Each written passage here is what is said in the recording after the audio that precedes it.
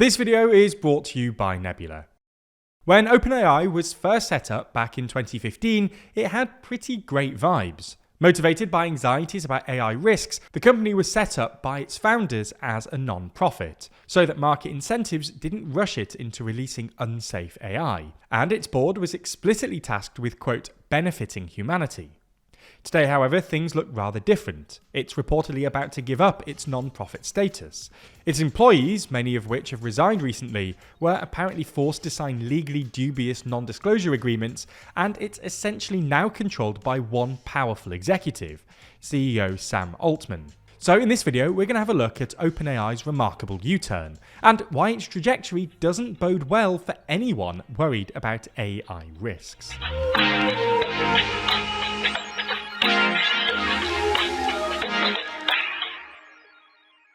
Before we start, if you haven't already, please consider subscribing and ringing the bell to stay in the loop and be notified when we release new videos. So to understand this story, you need to know a bit more about OpenAI's origins. OpenAI was founded way back in 2015 as a non-profit by Sam Altman and a group of Silicon Valley investors, including Elon Musk. Its stated goal was building an artificial general intelligence, or AGI. Broadly speaking, an AGI is an intelligent agent that can do, or learn to do, any intellectual task that humans can. AGI stands in contrast to what we might describe as narrow AI, which is artificial intelligence focused on or limited to a specific task. AI experts get very worried about AGI because of what's known as the alignment problem. Again, broadly speaking, the problem here is that it's very hard to program an AI to respect and preserve our moral intuitions. In other words, to align an AGI with human values. To use a well-known example, consider an AGI whose only task is to create as many paperclips as possible, called the paperclip maximizer. Without any sense of human values, the paperclip maximizer might plausibly decide the best way to create as many paperclips as possible would be to get rid of all humans, not least because we use metal that could otherwise be used for paperclips for other things, but also because, well, we might turn the paperclip maximizer off, and that would be bad for maximizing paperclips. Anyway, AI researchers, including OpenAI's founders, have always been very conscious of these risks, which is why OpenAI's founders originally set the company up as a non-profit with a board of directors who were explicitly tasked with representing the interests of, quote, humanity. However, 3 years after its creation in 2019, OpenAI realized it needed a bit of cash. This was both because OpenAI's patrons, including Musk, had failed to come up with the money they'd originally promised, but also because AI was becoming a lucrative and speculative industry, and OpenAI realized that they needed more money to attract top-level talent in Silicon Valley. So OpenAI decided to set up a complicated for-profit subsidiary where investors could put their money. Profits here were capped at 100 times the original investment, which sounds pretty good, but the board retained the right to withhold and reinvest all profits back into OpenAI until AGI was achieved, and even then, AGI wasn't supposed to be used to generate profits. In fact, investors' returns were specifically supposed to be achieved by pre-AGI technology, created by OpenAI along the way to AGI, like ChatGPT. This unconventional structure was supposed to ease researchers' consciences by convincing them that they wouldn't come under financial pressure to rush towards general AI without taking the appropriate safety precautions, while at the same time allowing OpenAI to get its hands on some much-needed cash.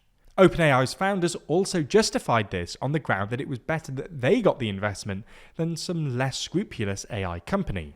In other words, if they didn't take the cash, then it would go to some other AI company who might not take AI safety as seriously.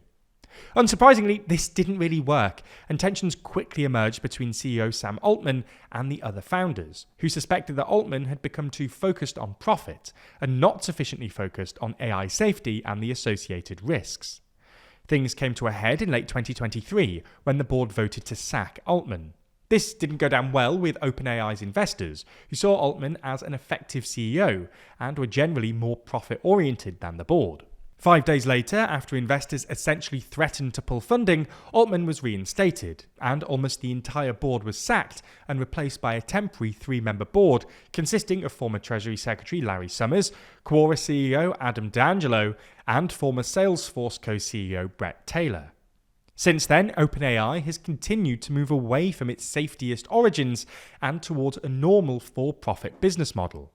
Last week, it closed the largest venture capital funding round of all time, raising $6.6 billion on a valuation of $157 billion, and required that investors not back other AI startups like Anthropic and Elon Musk's xAI.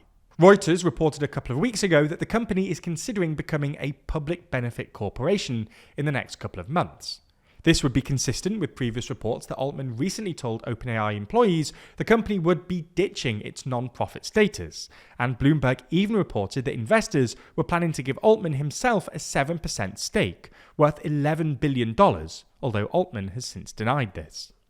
This pivot has sparked the resignation of a swathe of OpenAI's more safety-minded executives, including co-founder and chief scientist Ilya Sutskever, who was working on the alignment problem we described earlier, and Chief Technology Officer Myra Murati, who left a few days after Altman published a piece on his blog titled The Intelligence Age, where he argued that AI would bring massive prosperity, while apparently overlooking the more serious safety risks.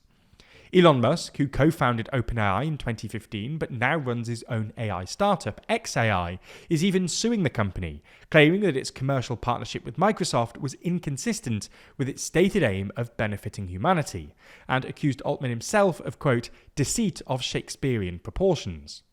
Today, only 2 of Altman's 10 co-founders are still at the company, and Altman himself has a near monopoly on the company's direction. And under his direction, OpenAI is already apparently taking a more lax attitude to safety concerns. The Washington Post reported in July that the company threw a launch party for its most recent model, GPT-4o, before they knew it was safe to launch. And the Wall Street Journal reported last month that safety staffers weren't being given enough time, and actually identified a safety issue in GPT-4o after it had been publicly released. Now, in retrospect, this can all feel a little inevitable. From a certain perspective, it can look a little naive to think that OpenAI could have survived as a non-profit when other for-profit AI startups were raising billions of dollars, and well-established tech giants like Google and Meta were rushing to build their own models. Nonetheless, it's slightly depressing for anyone worried about AI risks, and OpenAI's trajectory will renew anxieties across both the AI community and national governments about the need for regulation. This is going to be especially true in the US, not just because it has the biggest AI companies, but also because one of OpenAI's main competitors, xAI, is owned by Trump ally Elon Musk. If Trump wins, he'll be pushing Trump to use the federal government's regulatory muscle against OpenAI. We've actually got a segment on Musk's relationship with Trump in the latest episode of our Nebula series, WTF USA. WTF USA is our slightly tongue-in-cheek look at the US election. Each week, we dive into the online discourse, explain the politics behind the stories, and tell you if you really need to pay attention. For example, in recent episodes, we've talked about Trump's foray into the world of crypto, claims of dog eating, and AI-generated Musk memes. These might sound stupid, but they actually tell us a lot about the candidate's economic plans, the state of post-truth politics, and how the US feels about its deficit.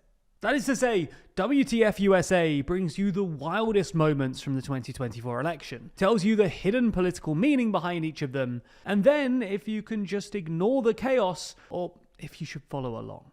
New videos come out every Friday only on Nebula. That's the streaming service we built alongside a bunch of our creator friends, and where you can find all kinds of superb content like WTF.